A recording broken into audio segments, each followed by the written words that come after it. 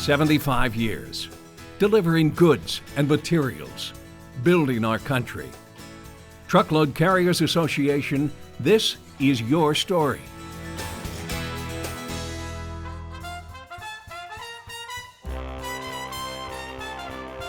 The market crash was only 2 months old, plunging the nation into the Great Depression. But goods and materials still had to be delivered. The trucking industry was growing. The 1930s saw a rise in trucking regulations.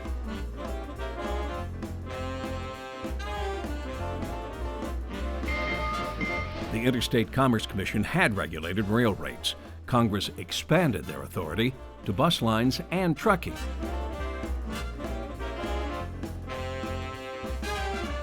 1938, the Contract Carrier Conference was founded. Its mission, to protect and promote the needs and interests of contract carriers.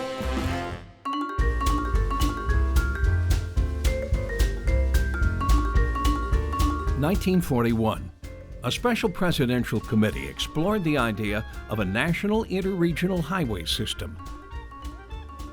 But the war put that project on hold. In 1944, NATME was formed to improve safety, maintenance, and driver training, to reduce accidents and injuries, and to lower vehicle maintenance costs. What's the maximum number of hours you can drive? 10. If another load was waiting, could you go right out again? No, sir, not until I'd had 8 hours rest. The Federal Aid Highway Act of 1944 authorized the interstate highways, but Congress didn't fund the program.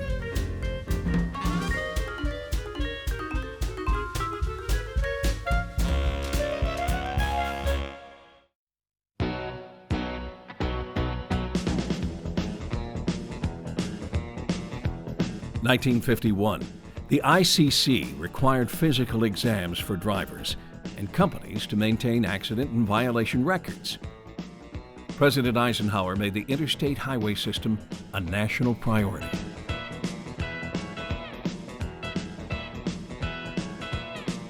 The Federal Aid Highway Act of 1956 finally authorized the construction and funding of the interstate highway system.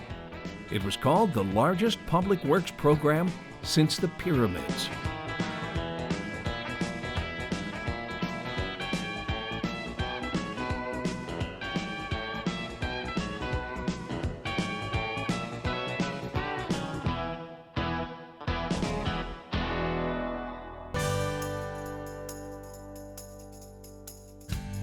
Four years after their introduction, standardized cargo containers were used industry-wide.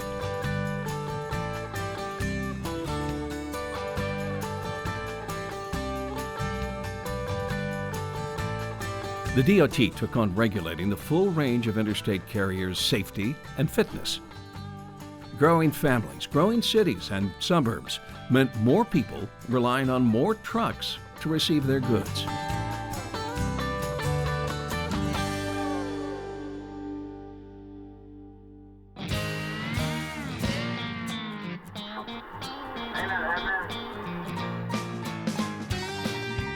In 1970, over 18 million trucks were traveling America's highways. The oil embargo imposed by OPEC in 1973 fueled gas shortages and rising prices. With CB radios, truckers could tell each other where to get the best gas prices and how to avoid speed traps. They became the heroes of the highways. Despite the oil crisis, the number of trucks nearly doubled.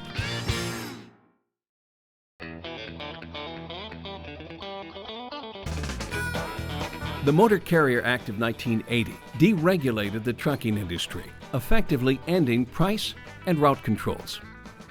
In part, reacting to the deregulation, the CCC and the CCCIR merged, forming the Interstate Carriers Conference, the ICC.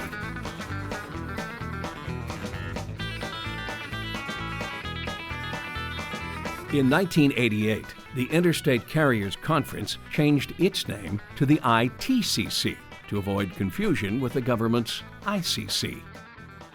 By the end of the decade, deregulation had resulted in a third of the largest carriers going out of business.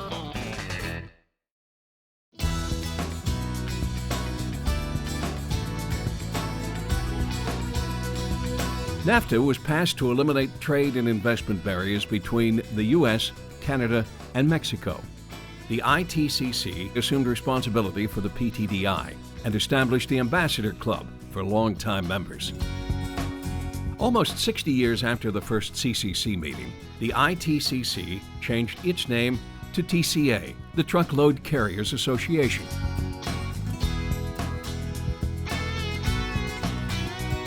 The late 90s saw a surplus of used trucks in the U.S. Trucks ultimately sold overseas. With the trade agreement, American companies could set up distribution centers inside China.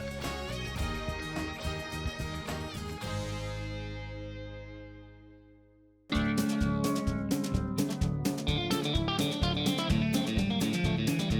2000, a tumultuous decade. In 2003, the hours of service rule for drivers changed for the first time in 60 years. It's been battled in court ever since. Katrina's impact was devastating to far more people than those in New Orleans. It destroyed roads, bridges, and disrupted gas supplies. The trucking industry's gas bill that year was $23 billion higher than the year before, thanks to Katrina.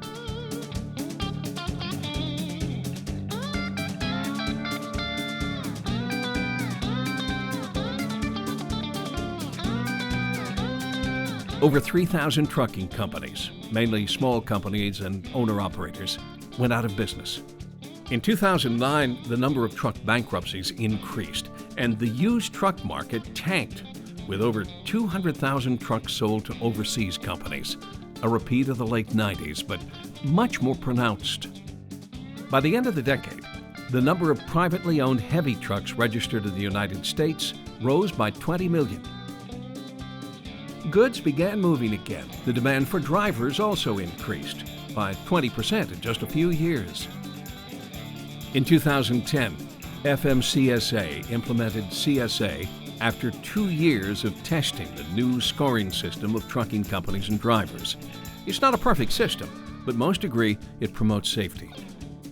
The program puts further pressure on finding qualified drivers in what has already been a 25-year driver shortage. Trucks were being made lighter and more fuel efficient. U.S. trailer makers took in more orders for new equipment in 2012 than in any year since 2006. What can we look forward to? Well, a couple of thoughts. Will driverless trucks be in our future? Google has the car. Can the tractor-trailer be far behind? The Panama Canal widening will be completed by 2015, doubling its capacity. Ports are being expanded from Texas to the Carolinas. In all, judging from the past, there is a vibrant, prosperous future for us all down the road. TCA, Generations of Innovations.